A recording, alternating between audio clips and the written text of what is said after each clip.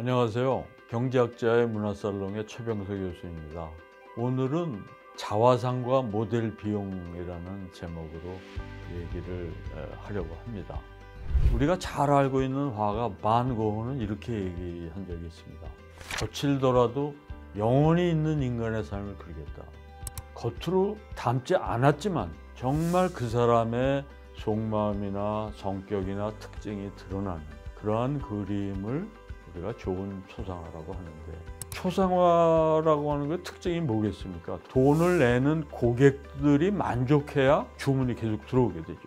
그러면 고객이 만족하는 그런 서비스를 해주려면, 요새 말로 하면 좀 뽀샵을 해서 좀 멋진 모습으로 그려주게 됩니다. 자, 그러면 자화상이라고 하는 거는 뭐냐?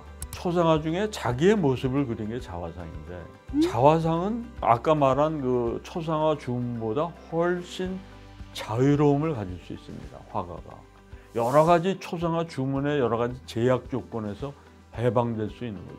자기가 준비되고 거울만 있으면 언제든지 그릴 수 있는 것이 자화상이었습니다. 그래서 앙리 팡땅 라뚜르라고 하는 이제 미술 평론가가 있었는데 이렇게 얘기했어요. 이 모델은 항상 준비가 되어 있습니다. 정확하게 시간을 지키고 말도 잘 듣습니다.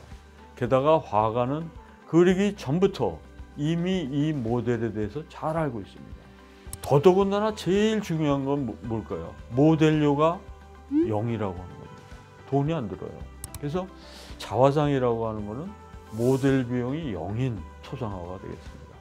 자화상을 많이 그린 화가가 렘브란트입니다.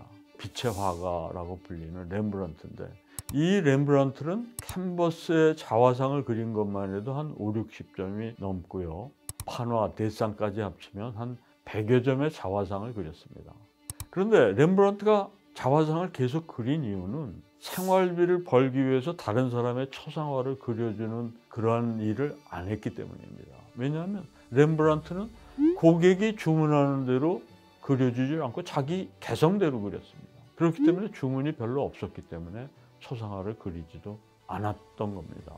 그런데 이 렘브란트의 자화상이 더 주목을 받는 이유는 정말 그 자신을 정직하게 그렸다라고 하는 겁니다. 그의 자화상 두 개를 한번 비교해 보도록 하죠. 하나는 젊었을 때 20대에 그린 황금 고리줄을 두른 자화상입니다.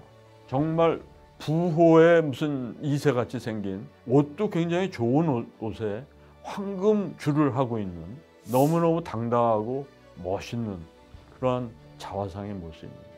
그런데 그 다음 그림을 보시면 1660년쯤에 그린 작품인데, 이젤 앞에 서 있는 자화상을 그렸습니다. 갑자기 웬 초라한 노인이 서 있는 겁니다.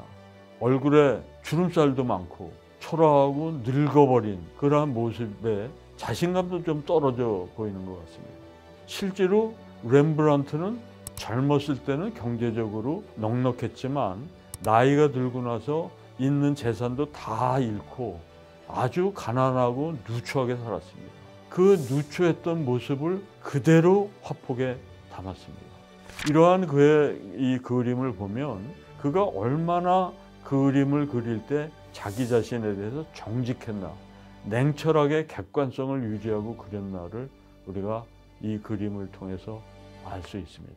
또 하나의 화가를 소개하려고 합니다. 그 화가는 르누아르라고 하는 화가인데, 아마 여러분들이 그 여인들의 좀 퉁퉁한 여인들의 모습을 많이 그린 인상파 화가입니다. 르누아르의 그림 중에 가장 유명한 그림 중에 하나가 갈레트의 무도회라고 하는 그림일 겁니다. 그 당시에 몽마르트르에 있는 그 풍차, 물랑 갸레트에 거기에서 열리고 있는 아주 정말 흥겨운 그런 무도의 그림을 정말 라이블리하게 그려놓은 그런 그림이 되겠습니다. 르누아르의 고민은 어디에 있었냐면은, 이 많은 여인들을 모습을 그리려면 모델이 필요한데 이 모델을 어떻게 구할까 하는 것이었습니다. 보통의 춤추러온 여자들의 모습을 그리고 싶어 했는데, 여기에는 아까 말씀드린 모델의 비용을 지불해야 되는데 이걸 어떻게 지불할까, 이 르누아르의 고민은 여기에 있었습니다. 그래서 여성한테 유인책을 제공합니다. 그 당시에 이제 파리에서 유행 중인 모자가 있었다고 하는데, 이렇게 원뿔로 생긴 모자라고 하는데, 그거를 모델하면 공짜로 주겠다 이렇게 얘기한 거예요. 그러니까 여자들이 너도 나도 달려든 겁니다. 아, 나도 그거 받겠다. 이래서 온 겁니다. 어떻게 보면 르누아르는 비용을 최소화하고 이익을 최대화하려고 하는 그러한 요새의 어떤 기업의 이 경영 전략을 이미 19세기의 르누아르가 그림을 그리면서 실행했던 그러한 일종의 마케팅 전략이었습니다. 오늘은 이 초상화와 어떤 그 모델 비용에 관한 이야기로 꾸며봤습니다. 대단히 감사합니다.